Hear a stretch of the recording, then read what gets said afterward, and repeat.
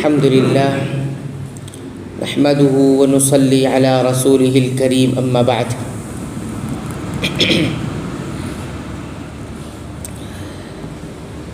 سورہ البقرہ کی آیت نمبر 67 اور 73 سے لے کر ان 7 آیات سے ہم نے کیا سیکھا اس کا ذکر جاری تھا، اور اب تک ہم نے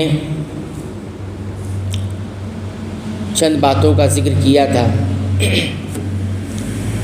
ان آیات سے ہمیں اس بات کا بھی علم ہوا کہ اللہ تعالیٰ نے بنی اسرائیل کی سختی اور ان کی ہٹ درمی پر اللہ تعالیٰ نے بھی ان پر سختی کی، اور وہ اس طور پہ کہ جب انہیں حکم دیا گیا کہ گائے ذبح کی جائے تو جس گائے کی صفت کا انہوں نے مطالبہ کیا کہ کس قسم کی گائے ہونی چاہیے، تو جس طرح کی صفت کا انہوں نے مطالبہ کیا تھا اللہ نے کہا وہی گائے اب ذبح کی جائے گی، اب اس سے ہٹ کر کوئی اور گائے ذبح نہیں کی جائے گی۔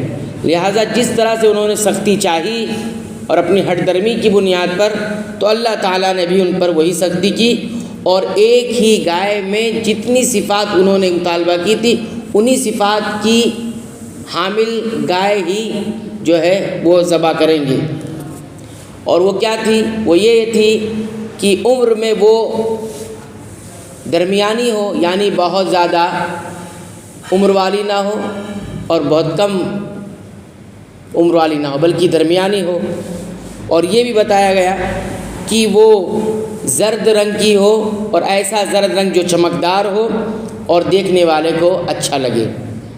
اسی طرح یہ بھی بتایا گیا کہ وہ زمین کھیت جوتنے والی نہ ہو، یعنی اس سے کام نہ لیا گیا ہو، نہ اس سے سیرابی کا کھیتی کو پانی پہنچانے کا کام لیا گیا۔ اسی طرح وہ بالکل بے عیب ہو، بالکل اس میں کوئی اور رنگ نہ ملا ہو۔ تو یہ ساری صفات جو انہوں نے بتائی تھی کہ اس طرح کی گائے چاہیے، تو اللہ تعالیٰ نے اسی پر ان کو مکلف کیا اور اس طرح سے ان پر سختی کی۔ 11ویں بات ان آیات سے ہمیں یہ بھی معلوم ہوتی ہے کہ جو انسان اپنے آپ پر سختی کرتا ہے تو اللہ تعالیٰ بھی اس پر سختی کرتے ہیں۔ جو انسان ہٹ درمی کی بنیاد پر اپنے اوپر سختی چاہتا ہے تو اللہ تعالیٰ بھی اس کے اوپر سخت ہو جاتے ہیں اور سختی کرتے ہیں، جیسا کہ بنی اسرائیل خاص طور پر یہود کے ساتھ ہوا۔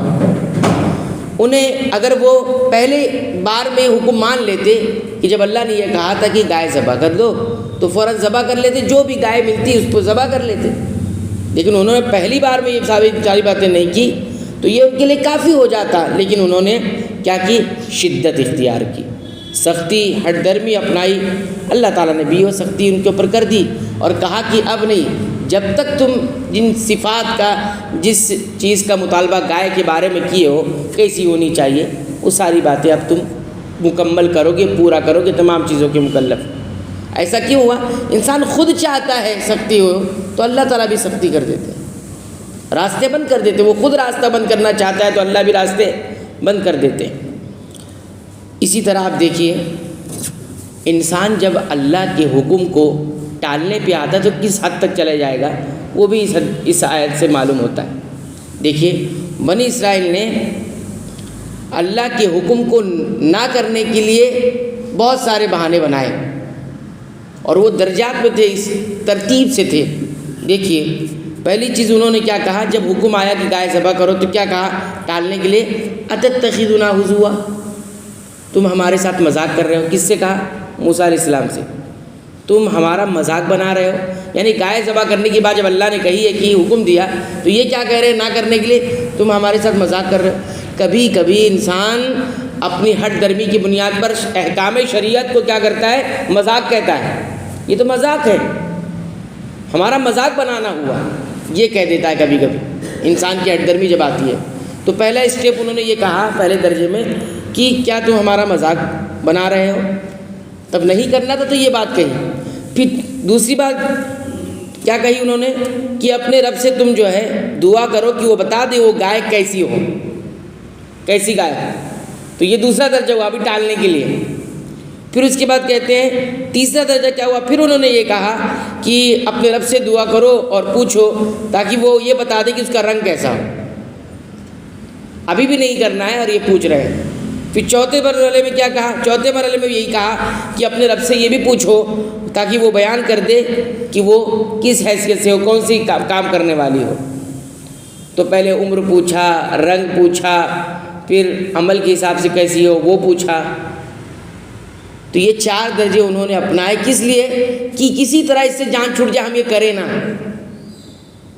ہمیں یہ کرنا نہ پڑے یہ ساری۔ تو انسان دیکھیے ٹالنے کے لیے احکام شریعت کو اور اللہ کے حکم کو نہ کرنے کے لیے کس حد تک بہانے تلاش سکتا ہے اور تراشتا ہے۔ آج بھی یہود کی صفت کے حامل لوگ موجود ہیں، یہود تو ہے ہی، یہود کی صفت اپنانے والے بھی بہت سارے ایسے ہیں۔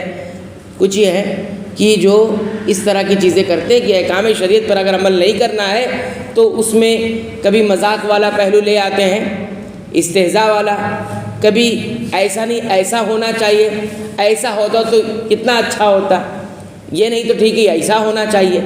تو اس طرح کی تمام باتیں کہ انسان کو کرنا نہیں ہے، جس کو نہیں کرنا ہے وہ اس طرح کی چیزیں کرتا ہے۔ قرآن حکیم ہم بتاتا ہے کہ پچھلی قومیں ایسی تھیں اور بطور عبرت ان کا ذکر قرآن میں موجود ہے، اس سے عبرت پکڑنے کے لیے، اس سے نصیحت لینے کے لیے موجود ہے قرآن میں۔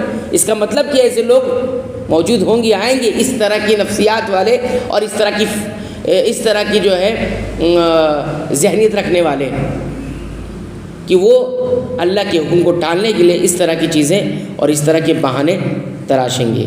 تو یہ بھی جو ہے ایک بنی اسرائیل کے حکم کو ٹالنے کی بات ہے اور خاص طور پر یہود کی۔ تو بہرحال یہ ہمارے سامنے 12 باتیں آئی، اور بھی باتیں ہیں ان آیت سے جو ہمیں سیکھنے کو ملتی ہے، انشاءاللہ ہم آئندہ درس میں اس کا بھی ذکر کریں گے۔ اللہ تعالیٰ سے دعا کرتے ہیں رب العالمین تو ہمیں قرآن حکیم کی پابندی سے تلاوت کی توفیق عطا فرما، اس کو سمجھ کر پڑھنے کی بھی توفیق عطا فرما، اور اس کے مطابق اپنے عقیدہ، ایمان، اعمال اور اخلاق و کردار کو بنانے سنوارنے کی توفیق عطا فرما۔ اللہ تعالیٰ تو ہمیں بخش دے، ہمارے والدین کو بخش دے، تمام مسلمانوں کو، مومنوں کو، تمام اہل توحید کو رب العالمین بخش دے، آمین۔